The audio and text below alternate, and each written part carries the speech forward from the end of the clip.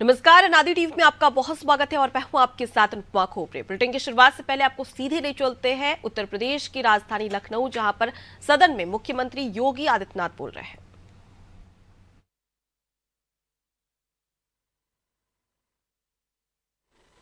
Corona जैसी महामारी का सफलतापूर्वक सामना करने के बावजूद मात्र 7 वर्ष में उससे दोगुना करने में हमने उत्तर प्रदेश की जीडीपी को दोगुना करने में सफलता प्राप्त की। उत्तर प्रदेश की प्रति व्यक्ति आय को दोगुना करने में सफलता प्राप्त की। और यही नहीं, जब हम 2017 में थे, आबादी में उत्तर प्रदेश देश का नंबर 1 का राज्य था, लेकिन अर्थव्यवस्था में देश की छठी अर्थव्यवस्था के रूप में उत्तर प्रदेश गिना जाता था।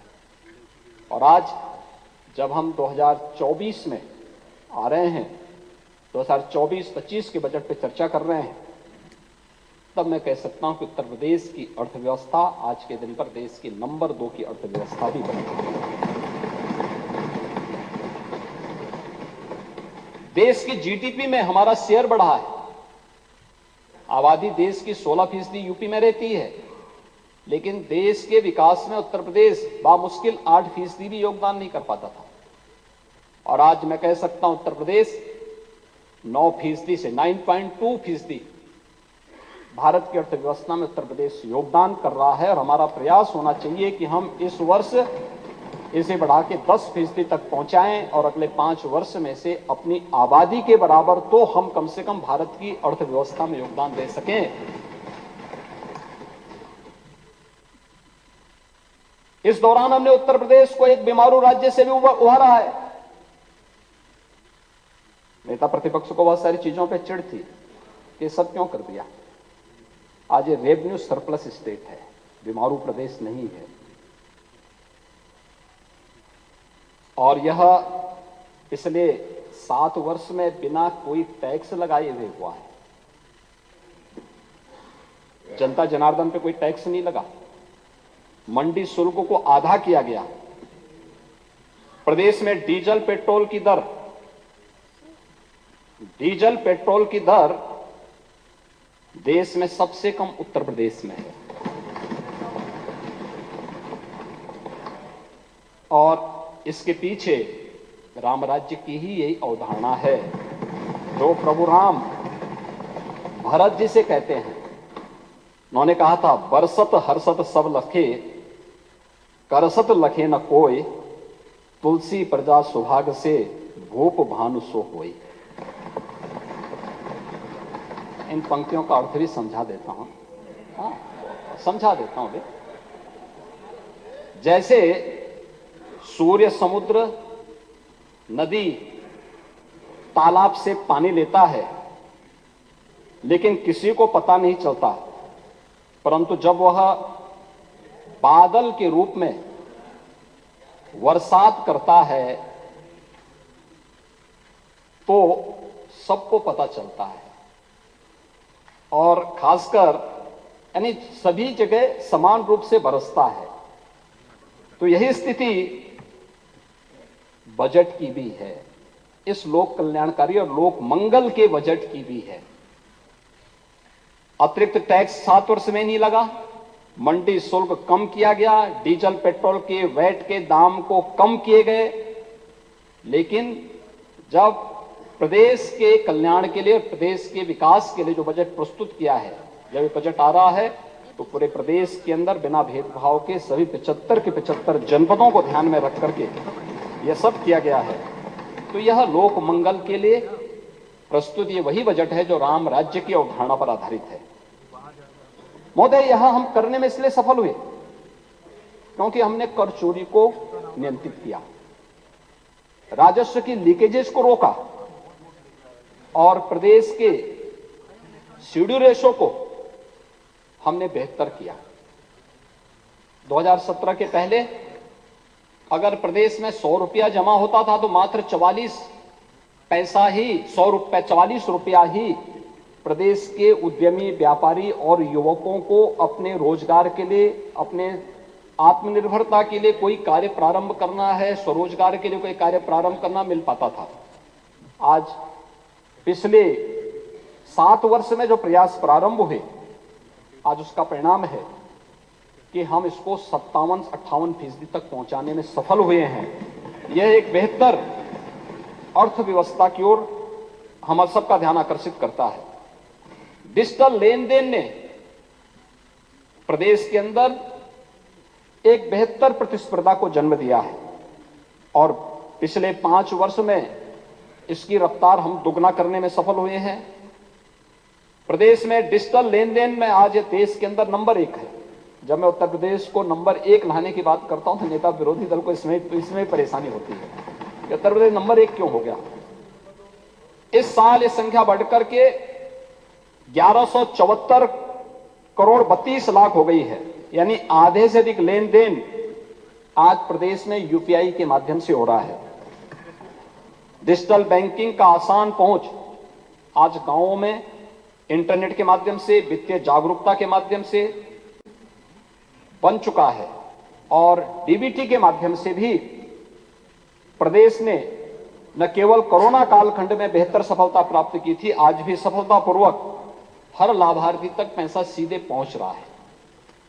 महोदय, डीबीटी के माध्यम से आज 11 विभागों के द्वारा प्रदेश में जिन सेवाओं को पहुंचाया गया है उसमें हम लोग 62 करोड़ से अधिक ट्रांजैक्शन के माध्यम से 70,000 करोड़ रुपए डीबीटी के माध्यम से प्रदेश की गरीब जनता तक पहुंचाने में हमें सफलता प्राप्त हुई है।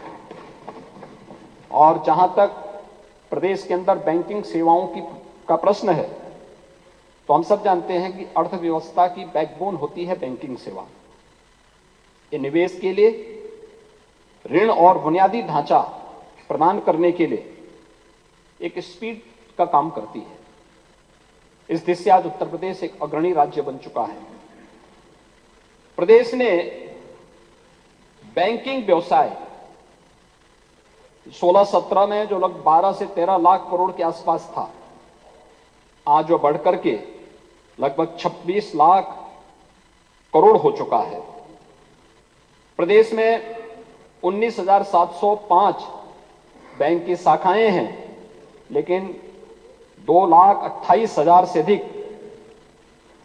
बैंकिंग कॉरस्पॉन्डेंट और बैंकिंग कॉरस्पॉन्डेंट सखी प्रदेश के अंदर आज इस रूप में बेहतर सेवाएं हर गांव में और हर कस्बे में उपलब्ध करवाने का कार्य कर रहा है।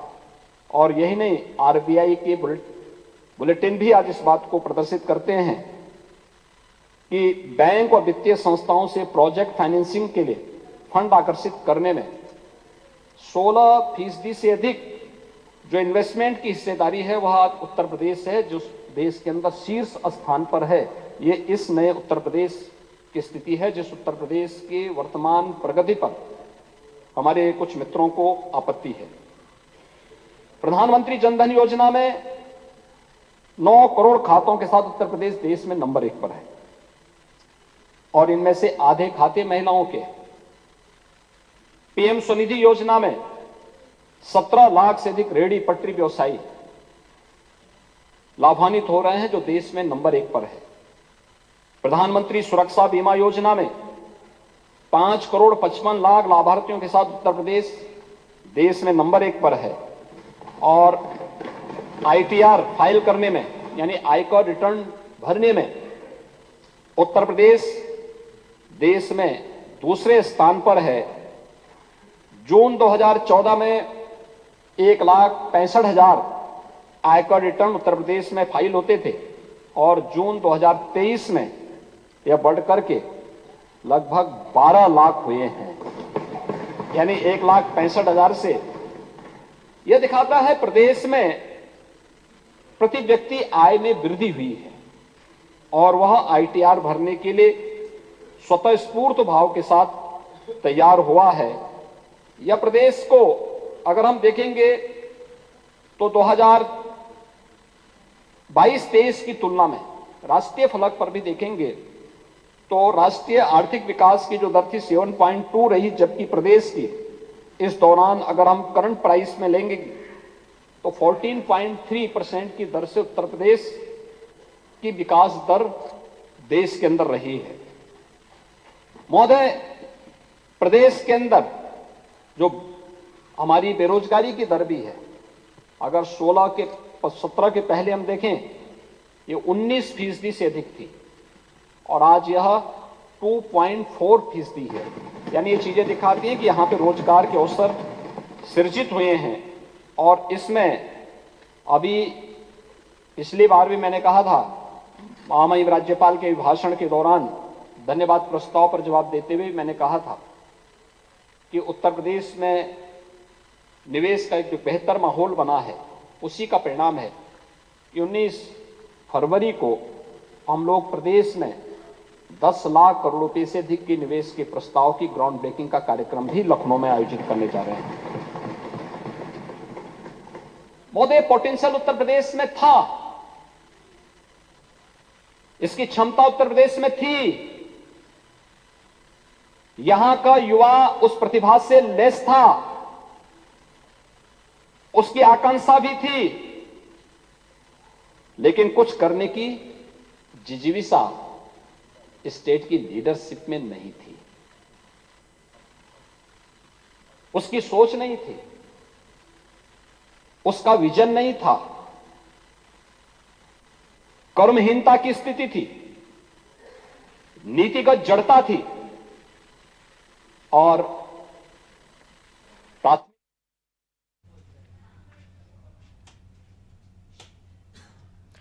तो आपको सीधी तस्वीरें दिखा रहे थे उत्तर प्रदेश के विधानसभा सत्र की, जहां पर बजट